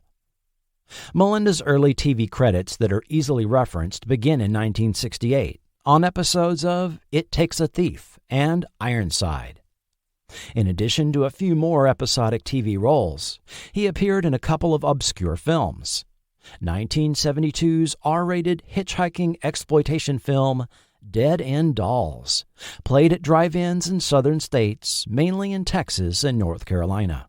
The film had very limited distribution and disappeared after 1978, never being shown on television or released on any home video. Last word was, the 16mm master print was sitting in the garage of a grandson of director William De Diego. Malinda then starred in the art house film Once in 1973. At the 74 Cannes Film Festival, one film received a standing 10-minute ovation. It didn't have a big Hollywood buildup, but when the lights were dimmed, it was a film of such visual beauty and emotional depth that the audience responded in a rare way. The film is Once. Now, Communication Design cordially invites you to see Once, the most unusual film of our time. The 100-minute allegorical film containing no dialogue that received the Auteurs Award at the 1974 Cannes Film Festival was clearly not intended to be a commercial success. It did play in a few art houses back in the States in an attempt to garner Oscar recognition. This film is also believed to never have been broadcast or released on home video, but the Hefner Archive at the USC School of Cinematic Arts came into possession of a film print around 2017. The more widely seen 1974 blaxploitation film Black Eye, with Fred Williamson and Teresa Graves, featured Malinda in a minor role as a drug pusher. In the spring of 1974, his agent sent him to audition for the role of Korg. However, he wasn't holding his breath over being cast, having auditioned for numerous TV series roles he never got. Traveling to Cannes for Once, he enjoyed the film festival and French locale so much that he considered relocating to Paris to pursue acting in European cinema. While there, his agent called with news. She told me, "They want you for the Korg show. You only have a couple of minutes to make up your mind." My whole life passed before my eyes because I had spent 12 years in acting without getting on a series. Figuring he'd have more recognition as the lead on an American TV series than acting in foreign films, he chose to return to Los Angeles for Korg, which quickly went into production. Following Korg, he made about 25 more one-off appearances on film and TV, including Kolchak the Night Stalker, The $6 Million Man, The Phoenix, Quincy M.E., Simon & Simon, and Airwolf. He apparently retired from acting after 1990. I found he was active several years ago in his local Nashville chapter of SAG-AFTRA. According to IMDb, he died in 2019 at age 83. However, I can find no obituary or public record of his death. Bill Ewing was 26 years old when cast as Bach, Korg's adult brother. Ewing had studied theater at Los Angeles City College, Cal State, and UCLA. His acting credits begin in the very early 1970s on the Quinn Martin series Dan August and Cannon, as well as Revolutionary War series The Young Rebels. He also got interested in writing while working on the 1971 World War I drama Johnny Got His Gun. Writer and director Dalton Trumbo gave cast members writing exercises where they would write about the life of their character between scenes and read their work every morning. Pursuing screenwriting as well as acting, he and friend Michael Lembeck came up with a show concept for Saturday morning TV, based on the ancient German character Till Eugenspiegel from Middle Ages folklore. NBC passed, and Lembeck ended up being cast on the Croft Super Show as Captain Cool of the Captain Cool and the Kongs rock band. Ewing was the last of the actors to be cast for Korg, as another actor had initially been cast but had to be replaced at the last minute. After Korg, Ewing continued to act in one-off series roles, but also worked behind the scenes, such as on the production team for 1976's King Kong. On the set of King Kong, he became friends with construction coordinator Gary Martin. He continued to pursue screenwriting, and in 1982, along with J.S. Cardone, wrote horror film The Slayer, which had the distinction of being one of the video nasties banned in the UK. In 1986, his friend Gary Martin, who had now become a production head at Columbia Pictures, hired him as a production consultant, and Ewing was promoted to the head of the department the following year. His career path at Columbia led to the office of Senior Vice President after the Sony acquisition. During his time there, he oversaw production of over 100 films over the 1990s, from A League of Their Own and Groundhog Day, all the way to late 90s hits Air Force One and Men in Black, and ending with 2002's Spider-Man, the last film he oversaw. After his 15 years at Sony Columbia, Ewing, a lifelong Christian, left the studio to found Every Tribe Entertainment, with a goal to bring the message of the Bible to life across various media, including film, television, video, and print. One film he co-wrote that you may recognize was 2005's End of the Spear, based on a 1956 trip undertaken by missionaries to evangelize to the Waodani people of eastern Ecuador. Other films produced include 2002's Beyond the Gates of Splendor and Christmas Child in 2004, which Ewing directed. Naomi Pollock, who played Mara, Korg's mate, was 43 during filming of the series.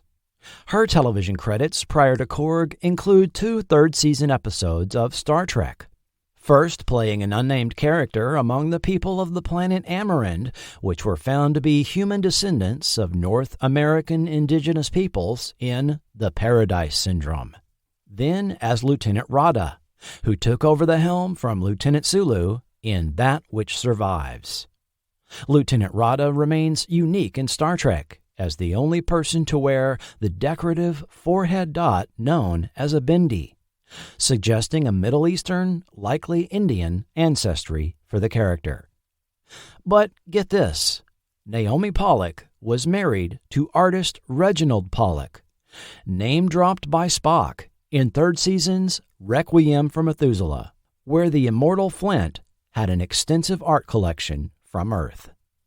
Since her divorce from Pollock, she has gone by the name Naomi Newman and became involved with the Center for the Healing Arts in Los Angeles, becoming a member of senior staff and exploring the psychological and spiritual aspects of healing.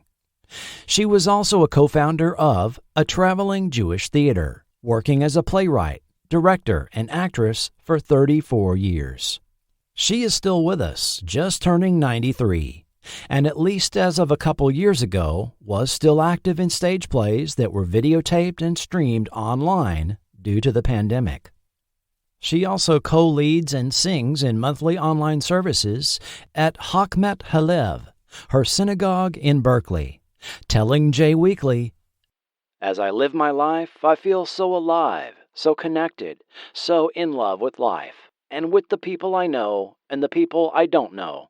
I still feel like a beginner." Christopher Mann played Tane, Korg's older son. Nearly 20 years old during Korg filming, Mann had been acting since at least age 10, when he appeared on For the People with William Shatner. Over the early 1970s, he made appearances in several TV shows of the era, such as Marcus Welby, MD, Barnaby Jones, The Partridge Family, Emergency, and Shazam. I can find no acting credits for Christopher Mann following Korg, nor was able to conclusively find any information on him since this role. Charles Morteo was 12 when cast as Tor, Korg's younger son and middle child of the clan. As a boy, Charles had taken acting lessons from Lorene Tuttle beginning around age 6. His debut on series television was on a 1970 episode of Julia, which also featured Tuttle as a series regular. A regular on TV commercials of this era, one memorable film shoot was a skateboarding-themed commercial for Pepsi, shot at LA's historic Olvera Street in late summer 1979. The filming coincided with the first ever visit to the United States of the Dalai Lama, who watched the filming and whom Charles was able to meet personally. Answering a casting call for the Korg role, Charles was called back 3 times to audition, after which he was cast. Toward the end of the series film shoot, Charles broke his jaw in an accident on a pool diving board. His jaw was wired shut for the final 2 weeks of production. For these episodes, he was given liquid meals. The crew had to shoot around the fact that his jaw was wired shut, and many of his lines were given to Janelle Pransky. He also recalls passing out at least once due to a combination of the heat and reduced caloric intake. Charles also has no acting credits following Korg, as his life took him away from acting. Charles is now a chef and runs an event management service. Janelle Pransky, aged 11 at the time, played Ree, Korg's daughter. She grew up in a family familiar with show business. Her grandfather, Eddie Levesque, had come from Mexico to Los Angeles in 1914, where, according to family history, he was cast by D.W. Griffith in Intolerance. He was then hired by the Keystone Studio as an actor, becoming at age 19 what is believed to be the youngest and last of the original Keystone Cops from those silent slapstick films. Janelle's grandmother, Florence Gilbert, was a titles artist for silent films, adding border flourishes to title cards and intertitles that the audiences read dialogue from. Her mother, Carol, also did some acting, appearing uncredited in The 10 Commandments in 1956, and a handful of TV roles in the late 1950s, which included The Bob Cummings Show and Wagon Train. As a girl, Janelle appeared in TV and print ads, which include a memorable Rice Krispies TV commercial in the mid-1960s. In the commercial, actor Johnny Hamer, who later portrayed Staff Sergeant Zelmo Zale on MASH, was a father with an operatic voice, disappointed that the Rice Krispies box was empty at the family breakfast table. In the commercial, actor Johnny Hamer, who later portrayed Staff Sergeant Zelmo Zale on MASH, was a father with an operatic voice, disappointed that the Rice Krispies box was empty at the family breakfast table, singing to the melody of Vesti la Juba from 1892 opera Pagliacci.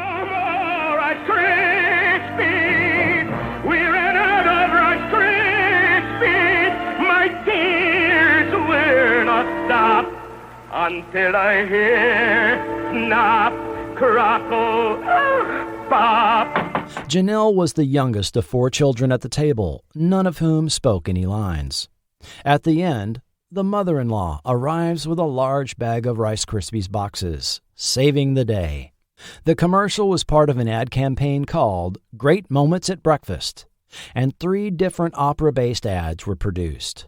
The campaign was the brainchild of legendary ad man Leo Burnett, and in 1997 made Entertainment Weekly's list of the top 50 commercials of all time, placing 10th. It was officially enshrined in pop culture, however, on a 2005 episode of The Simpsons, which not only had Sideshow Bob singing Vesti la Juba, but also Krusty the Clown offering the Rice Krispies version. No more Rice Krispies. We are out of Rice Krispies. Hey, don't blame me. I didn't write this crap. It then surfaced in a 2019 Family Guy parody of Fatal Attraction as part of a recurring joke about music added in post-production. Vesti La Juba itself has been referenced, used, and parodied countless times in pop culture, in everything from the 1930s radio drama The Shadow to the Marx Brothers' A Night at the Opera, 1966's Batman, Nickelodeon's Hey Arnold, Seinfeld, and an unforgettable sequence in 1987's The Untouchables. Janelle was just finishing up 6th grade when she was cast as Ree on Korg. She actually had to miss her 6th grade graduation due to being fitted for prosthetics for the series. She has one more acting credit following Korg, a minor role in action exploitation film Raw Force from 1982. She then worked behind the scenes as talent coordinator for Mighty Mouse: The New Adventures in 1987. Following this, she found success as a real estate agent in Bel Air. Our unseen cast member was narrator Burgess Meredith. The Broadway actor made his way into film in the 1930s and transitioned to television in the 1950s. Meredith is well known for his 4 appearances on The Twilight Zone, for his portrayal of the Penguin on the late 1960s Batman series, and as probe leader VCR Cameron on the 1972 NBC series Search.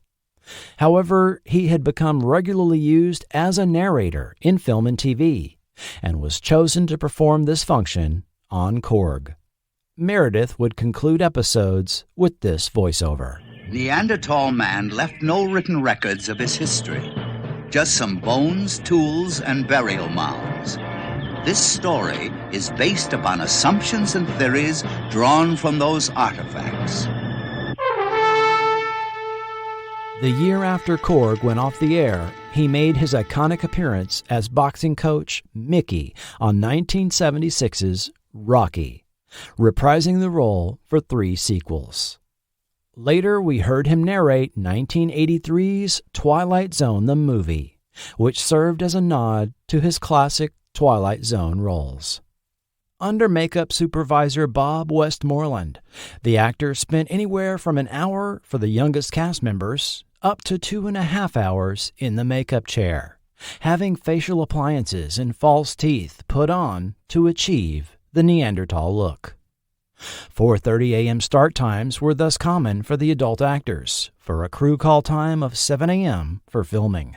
Westmoreland also worked on Alice Doesn't Live Here Anymore from 1974, the 1977 TV miniseries How the West Was Won, Close Encounters of the Third Kind, Invasion of the Body Snatchers, all 7 seasons of Hill Street Blues, and forgotten TV favorite, The Popcorn Kid. He was seen once on Korg as the clan leader of the Beach People. Westmoreland sadly left us in 2009 at age 74. All episodes of Korg were helmed by one of 2 directors. Christian Nyby had been a film editor in the 1940s, working under Howard Hawks on films like To Have and Have Not and The Big Sleep. In 1951, Hawks gave him the director's chair for The Thing from Another World.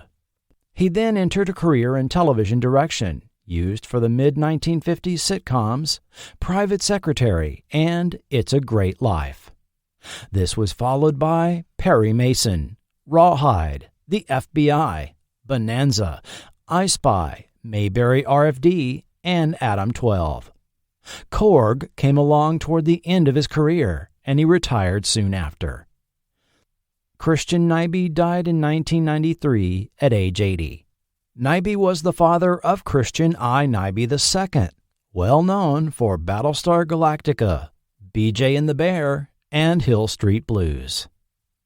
Irving J. Moore had worked as a messenger at Columbia Pictures in the early 1950s, and eventually learned the directing trade from Columbia regulars like William Castle, Edward Dmytryk, and Jules White. He then transitioned over to directing television with westerns like Maverick and the crime noir drama Tightrope.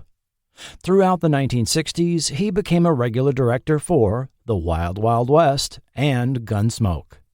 His post-Korg work included Bigfoot and Wild Boy, 8 is Enough, Dynasty, and Dallas. The recurring character of Irving, Nicholas's friend on 8 is Enough, was named after Moore. After Korg, he continued working for 17 years. Irving J. Moore died in 1993 at age 74. Series cinematographer Jeb Golson specialized in underwater and action photography and had worked on Ivan Tor's Flipper and his lesser-known undersea adventure series Primus. Soon after filming wrapped on Korg, Golson, along with filmmaker Larry Sands, were out on a helicopter filming a TV commercial near the site of the new Malones Dam. On its return from the location, the Bell Ranger helicopter suffered a malfunction of the tail rotor when a coupling failed, causing it to spin and crash just north of the Stanislaus River near Ripon, California. Sands died in the crash, while Golson was pulled from the wreckage by one Stephen Miller, later awarded for his heroism. However, Golson had suffered massive third-degree burns and did not survive his injuries. He was only 40 years old. I couldn't find technical information for the series, but the resolution and film grain present on the DVD lead me to say that Korg was filmed on 16mm, as many shows of this era did that had smaller production budgets. 2 episodes per week were cranked out over the summer of 1974, filmed entirely on location at spots within the 30-mile zone, used by Union Film Projects to determine per diem rates and driving distances for crew members.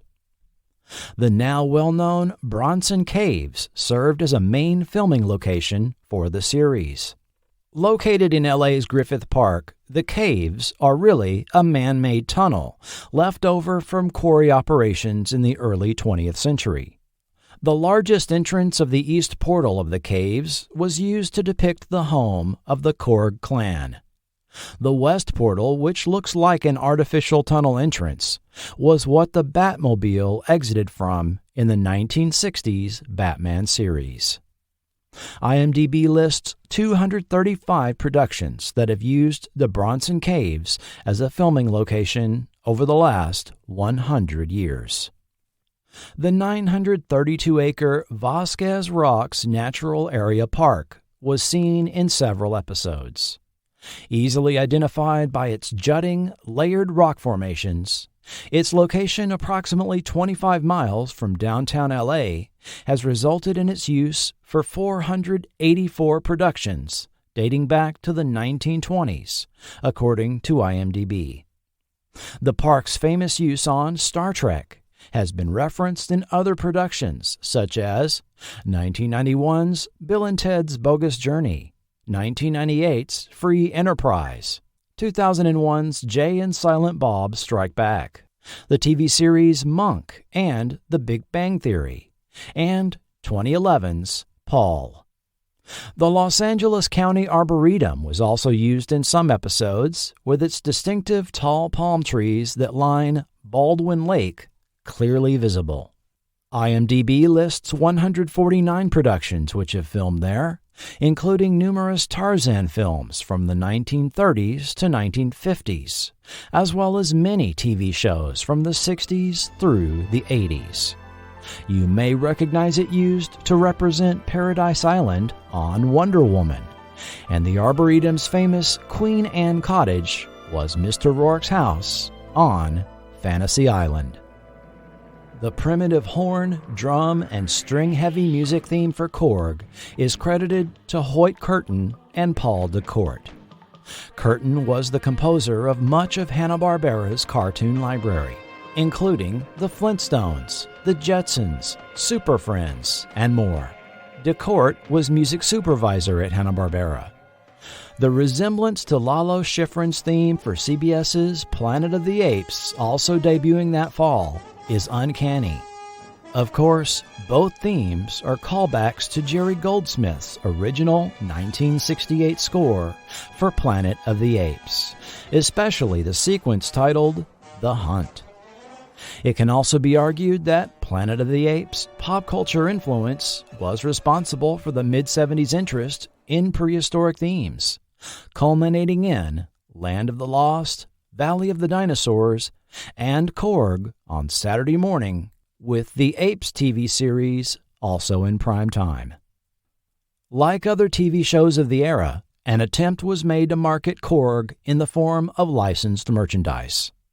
These included an Aladdin lunchbox with thermos, retail $4, a Milton Bradley board game, retail $2.50, a coloring book from Southfield Publishing, retail 29 cents, a Ben Cooper Halloween costume, sold at Kmart for $2.27, and a 9-issue comic book series by Charlton Comics, released from May 1975 to November 1976. Cover price, 25 cents. The comic started off accurate to the source material, but soon leaned into sci-fi fantasy, with the Korg clan encountering hidden civilizations, giants, dinosaurs, and mythical creatures such as the Yeti and Medusa. A storyline featuring Korg and Bach escaping from Atlantis was never resolved, as the title was canceled. The issues were edited by George Wildman and written and drawn by Pat Boyette. Boyette was born and raised in San Antonio, Texas, and began a broadcasting career early as a child actor on a local radio soap opera. As a teenager, he worked his way from office boy to news producer and later radio announcer at station WOAI. Following his military service in World War II, Boyette returned to San Antonio, where he returned to radio and also worked briefly as a newspaper comic strip artist, creating the strip Captain Flame for a local newspaper syndicate, and drawing the strip in his office in between news broadcasts. When Ad Feature Syndicate was sold to another newspaper service, he was replaced on the comic strip, but by this time was becoming a noted local broadcaster, working at station KONO, hosting the 6 o'clock news. He then transitioned his news broadcast to local CBS affiliate station, Ken's TV, and soon realized the anonymity offered by radio was no more. The next day, I caught a bus into town. I kept noticing people were looking at me, and I thought, what in the world are these people looking at? Am I unzipped? What are they looking at? Then it dawned on me. They were looking at me because they had seen me on the box. And from then on, you became, strangely enough, a celebrity of sort. You couldn't go anywhere or do anything without being recognized or catered to. Soon, he was hosting both a weekday morning local talk show and the 10 p.m. news on Ken's TV. During these years, he also found time to make a few local films, writing and directing the 1962 exploitation films The Weird Ones and The Dungeon of Harrow, for which he also provided the artwork for the theatrical one-sheet.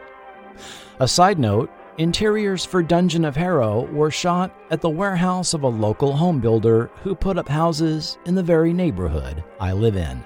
Paintings, props, set elements, and filming models used for the movie were made by local woodworker Toy Louie and are still sitting in the same building on Blanco Road used for filming, now serving as decor for Forever Pets, the pet store Louie's family opened there in 1986.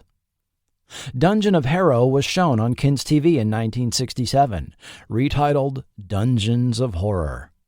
It aired on Ken's TV's themed late-night horror movie showcase, Project Terror, itself the brainchild of Pat Boyette. Project Terror, where the scientific and the terrifying emerge. An unsuccessful attempt to work with cult filmmaker Roger Corman, in addition to the loss of his movie equipment, as well as the master print of The Weird Ones in a fire, led him to exit the movie business. Almost as a lark, a friend then convinced him to mail samples of his artwork to Charlton Comics. After an entire year of not hearing back from them, they brought him on where he first worked on the supernatural suspense title Shadows from Beyond in 1966. On his next issue, he and writer Joe Gill created the character The Peacemaker for a backup story in the title Fightin' Five. Billed as the man who loves peace so much he's willing to fight for it, the Peacemaker was given his own title for a brief run, but was later obtained by DC Comics in the 1980s. As a freelance artist, Boyette also worked on Black Hawk for DC Comics, Eerie and Creepy for Warren Publishing, and Weird Suspense for Atlas Comics. He did numerous additional titles for Charlton, including Hanna-Barbera properties such as Korg 70,000 BC. He later did storyboard work for TV animation on The Real Ghostbusters and Defenders of the Earth. Charlton later offered TV tie-ins for The $6 Million Man, The Bionic Woman, Emergency, and Space 1999. The multi-talented Pat Boyette left us in 2000, but his work lives on today as his 1966 creation, The Peacemaker, is enjoyed by new audiences, as portrayed by John Cena on recent film The Suicide Squad and subsequent HBO Max series. The final licensed Korg item was a Viewmaster packet featuring 21 3D still images from 2 selected episodes, along with a 16-page color illustrated booklet, retailing for $1.75. Viewmaster, a brand dating back to the 1939 World's Fair, was first marketed to adults as an alternative to scenic postcards. Viewmaster reels contained dual stereophonic photos, taken with a special 2-lensed camera, creating a 3D effect when viewed through the binocular-style viewer that had a click lever to advance the images. These were a modernized version of stereoscopes, which had been a popular parlor pastime dating back to the late 19th century. Viewmaster was used by the U.S. government for military training during World War II, so GIs were quite familiar with the product, which really picked up in popularity in the post-war years. By the 1950s, you could visit the dime store and browse a countertop display, selling a wide variety of single reels that sold for 35 cents that could be flipped through card catalog style, as well as find the new 3-reel packets for the retail price of $1. Packet titles ranged from generic topics like A Day at the Circus or Mother Goose Rhymes, to pictorial reviews of specific U.S. states or regions, as well as international destinations.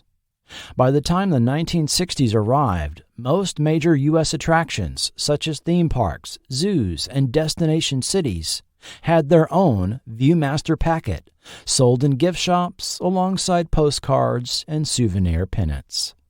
Licensed titles tying into popular film and TV were also sold, and over 40 TV properties had Viewmaster releases during the 1970s.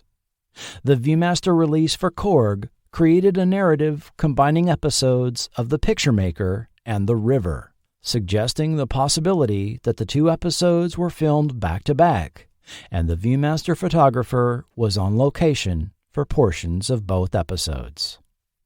Korg 70,000 BC was rerun by ABC on Sunday mornings throughout the summer of 1975. Even though there were only 16 episodes, it did go into syndicated reruns for the remainder of the 1970s, often being run on Saturday morning by independent stations. It enjoyed a run by cable network TNT in 1994. Then the show completely dropped off the map, with hardly a mention for over 15 years, except for a couple of obscure blog entries and the intro showing up on YouTube. Then, in late 2012, Warner Brothers released the series on DVD as part of their manufacture-on-demand service. However, the most well-remembered live-action properties from 1974's Saturday morning lineup was likely Shazam and Land of the Lost, both seeing revival efforts in recent years. Meanwhile, Korg remains a relatively obscure Saturday morning show, now approaching 50 years old. The lineup offered by Hanna-Barbera on ABC's 1974 Saturday morning remains rather unique in the types of creative risks being taken at the time by the studio and network.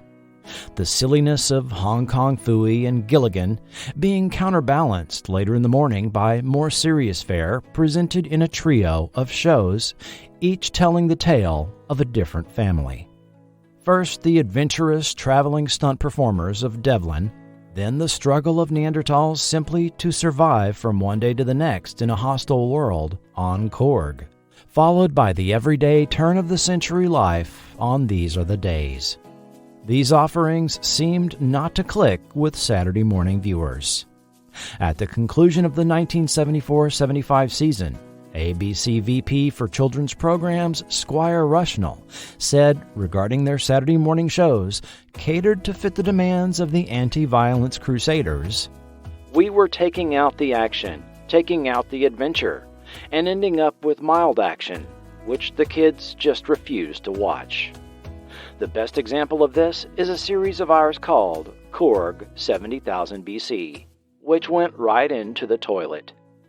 CBS's Jerry Golod likewise bemoaned the ratings failures of the U.S. of Archie, commenting, "It's not possible to eliminate all violence. You'll end up with a rating of zilch." The following year, Saturday morning returned to presenting funny animated animals, outlandish live-action sitcoms for kids, and repackaged favorites. And yes, even the Supers returned by 1979. The subject matter of prehistoric man presented in Korg, however, has continued to fascinate fiction writers as they return to this well time and time again for various audiences. Whether it was the animated ABC series Crow in 1993, which saw an 11-year-old Cro-Magnon boy adopted by a Neanderthal tribe, 2013 DreamWorks animation film The Croods, with its humorous, if inaccurate, look at a prehistoric cave family encountering a Homo sapien boy, or the 2019 drama William, where scientists use recovered DNA to create a viable embryo, thus having to deal with the consequences of birthing a Neanderthal into our modern world. The mysterious world of prehistoric man will undoubtedly continue to be a source for speculation for as long as stories will be told. Coming in 2024 to Forgotten TV.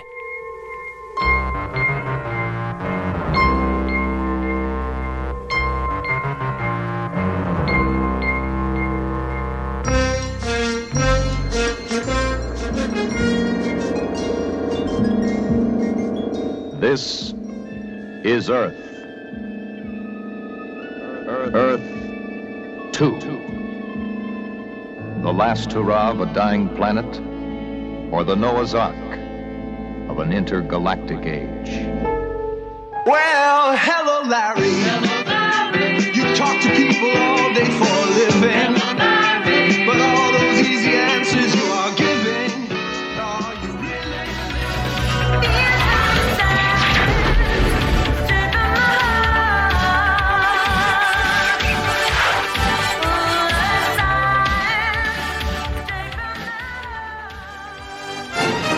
We travel through time to help history along. Give it a push where it's needed.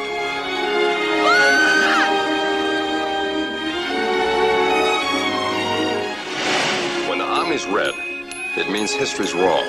Our job's to get everything back on track. Podcasts on The Hardy Boys, Nancy Drew Mysteries, Earth 2, Hello Larry, and other short-lived McLean Stevenson shows. Misfits of Science, and Voyagers. Green light, kid. We did it. Stay tuned to Forgotten TV in 2024. If you're new here and haven't listened to the other podcasts about Saturday morning TV, may I recommend you dial back your podcast player to episodes 11 and 12 on Saturday Morning Weirdness, and episodes 19 and 53 on the animated versions of live-action TV shows. Forgotten TV is an independent, listener-supported podcast. You can support Forgotten TV through Patreon or PayPal and become a producer of the show. Or buy me a coffee by clicking the link right in the show notes. You could also support the show at no cost by taking a moment to leave a review on either Apple Podcasts or Spotify. Forgotten TV is executive produced by Will Welton, Doc Pinko, Joshua Driscoll, K.L. Young, Kenny Siegel, and Tony Cook. With producers Julio Capa, Trevor Pearson, Mark Hadley, John Melcom, and new producer Tim Yabo. And of course, thanks to all who support at the $1 and $2 levels. Forgotten TV is not affiliated with or authorized by Hanna-Barbera, Warner Brothers Television, ABC, or any production company or network involved in the making of any TV show or film mentioned in this podcast. Links to Amazon are affiliate, and as an Amazon associate, Forgotten TV earns royalties from qualifying purchases made. All characters and series mentioned are the property of their respective copyright holders, and no infringement is intended. Audio clips included are for the purposes of historical context, review, commentary, and criticism only, and are not intended to infringe. Additional audio may be used under license by Epidemic Sound. If you need music for your podcast or YouTube channel, check out Epidemic Sound, link in the show notes. Timeless Expanse by Dream State Logic is used under an attribution, non-commercial, share-alike 3.0 unported license. This podcast is copyright 2024 Forgotten TV Media. The views and opinions expressed by guests and quoted sources are their own and may not reflect the opinion of Forgotten TV Media, its patrons, or any future sponsors. This podcast is intended for entertainment purposes only. Information presented is based on a combination of first-hand personal accounts, period news media, books, and magazine articles, and high-quality online sources. While reasonable effort has been made to include only factual information, Forgotten TV Media cannot guarantee the accuracy of every detail included, and makes no representations or warranties for the content in this podcast, and cannot be held liable for errors or omissions.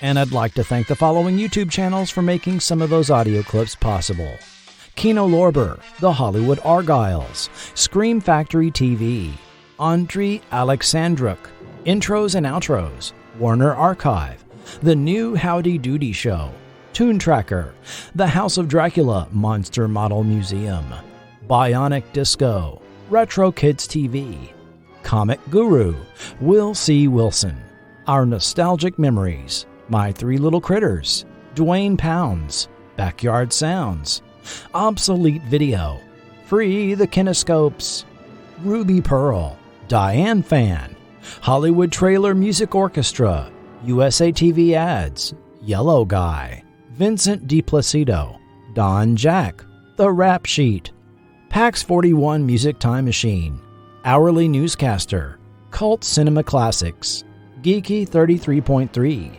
Max, 11DB11, D-Day 9876, Wayun 6. Special thanks to Bill Ewing, Janelle Pransky, and Charles Morteo, who all answered questions, provided memories, production tidbits, and clues that went into the writing and research of this show. Christopher Mann, if you're out there, I'd love to hear your Korg experiences too. I'd like to take this opportunity to also acknowledge the research of Eric Edelbach and John Kenneth Muir. Quotes and background information not given directly to Forgotten TV were obtained from the following sources: The books and printed materials. Prehistoric Humans in Film and Television by Michael Klossner. An Archaeological and Paleontological Chronology for Daisy Cave, San Miguel Island, California, published by Cambridge University Press. The Senate Subcommittee Hearings on Violence on Television, 1974.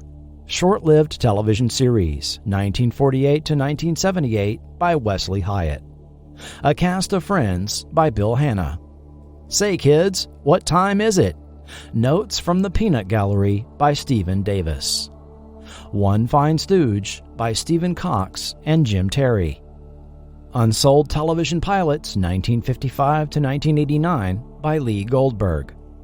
Articles from the following periodicals: Science Magazine, Smithsonian Magazine, Starlog, issues 39 and 40, Broadcasting, October 21st, 1974 and June 30th, 1975.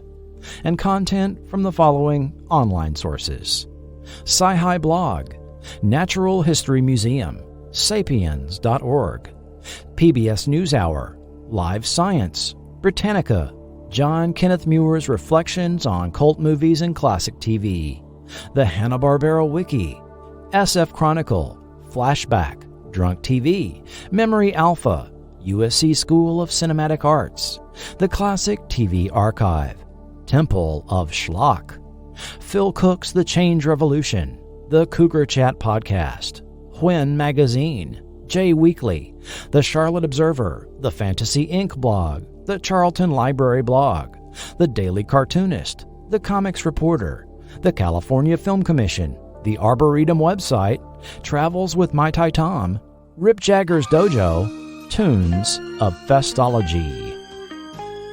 Thank you for listening. Be sure and bookmark Forgotten.tv for all content and links to social media sites. I am your writer, producer, and host, Chris Cooling.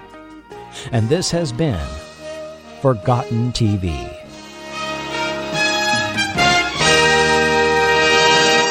Look, a wagon wheel! What the hell is your problem? I just smoked a whole bunch of crack!